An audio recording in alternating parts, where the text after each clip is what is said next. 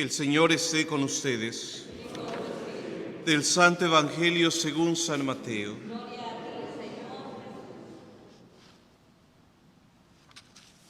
En aquel tiempo Jesús dijo a sus discípulos: Yo les aseguro que si su justicia no es mayor a la de los escribas y fariseos, ciertamente no entrarán en el reino de los cielos.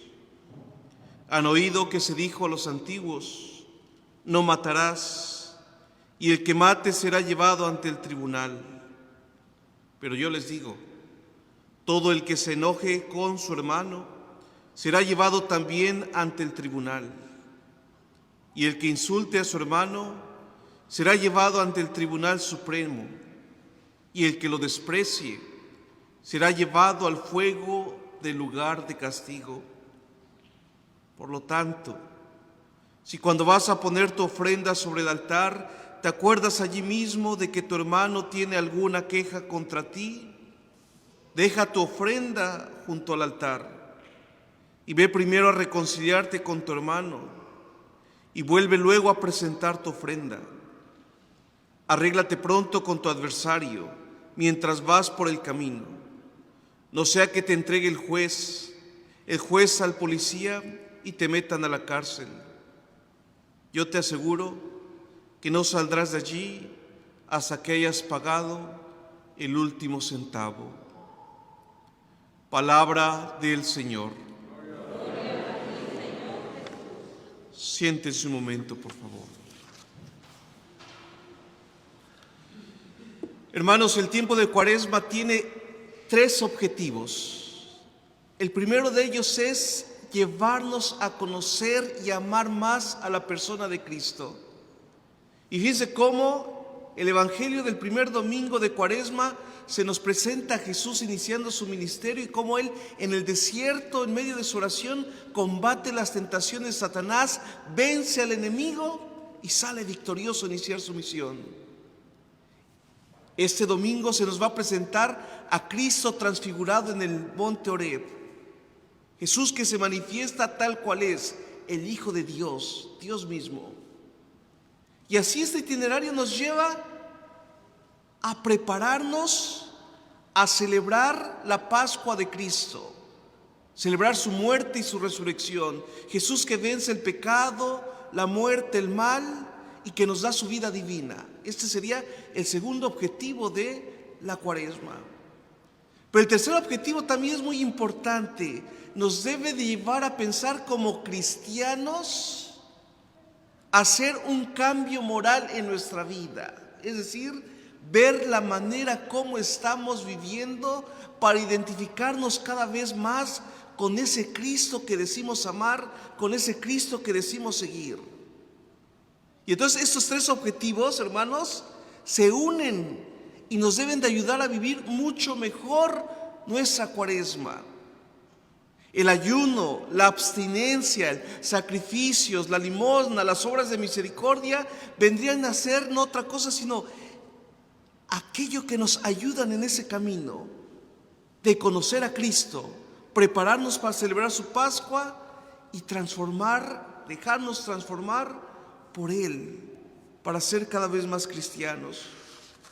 Hoy el Evangelio Jesús les dice a sus discípulos, y seguramente ahí tenía a los escribas y a los fariseos: Yo les aseguro que si su justicia no es mayor que la de los escribas y fariseos, ciertamente no entrarán al reino de los cielos. ¿A qué se refiere Jesús? Los escribas y fariseos eran gente en general buena, gente que se dedicaba mucho al estudio de la Sagrada Escritura, de la palabra de Dios, eran expertos, conocedores de la ley de Moisés, cumplían los mandamientos, los ritos, los mandatos, las tradiciones del pueblo judío. Pero tenían un gran defecto: condenaban a aquellos que no vivían como ellos mismos. Y entonces despreciaban al pecador, al publicano, al recaudador de impuestos, a la mujer adúltera. Al mismo Jesús lo criticaban porque se juntaba con los pecadores. Y ellos cumplían con la ley de Moisés. Y Jesús les dice a sus apóstoles, si su justicia en la Sagrada Escritura significa santidad, si su santidad, la forma como viven su vida, no es mayor que la de los escribas y fariseos, no se van a salvar, no van a entrar al reino de los cielos. Dice Jesús, han oído que se dijo a los antiguos, no matarás, y el que mate será llevado ante el tribunal. Jesús nos descubre una nueva ley, dice, ahora yo les digo, el que se enoje con su hermano será también llevado al tribunal. Jesús nos invita a ver la ley del amor, una ley más profunda, que no se basa en prácticas externas. Ojo, a veces hay gente que dice, Padre, ¿yo de qué me confieso? Yo no mato, yo no robo, yo qué daño le hago a alguien más. Jesús dice, aquel que se enoje con su hermano será llevado ante el tribunal. El que lo insulte, el que lo desprecie. Y aquí todos tenemos cola que nos pisen. Porque en algún momento de nuestras vidas nos hemos molestado, nos hemos enfadado, hemos ofendido a alguien más. Y fíjense, Jesús equipara el enojo, la furia, la ofensa al hermano con el asesinato, con el homicidio. Fíjense cómo a veces ejercemos la agresión pasiva. ¿Cuál es la agresión pasiva? ¿Cuántas veces, por ejemplo, dejamos de hablar con el esposo o la esposa? ¿Qué tienes? Nada. Y tenemos una trompota así de... Aquel que desprecie, que mire menos a su hermano.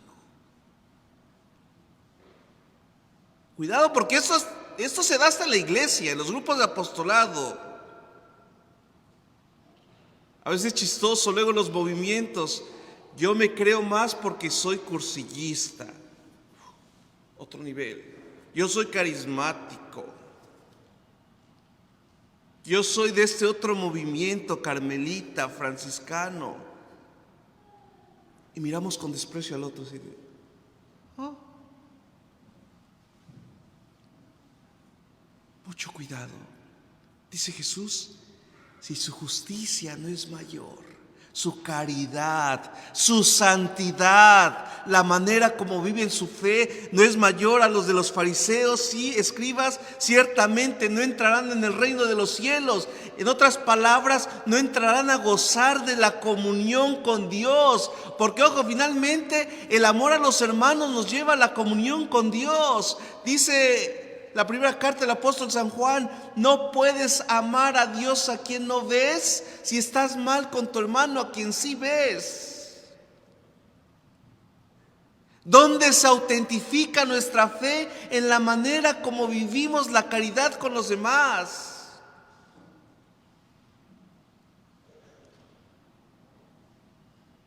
En la manera como tratamos al prójimo.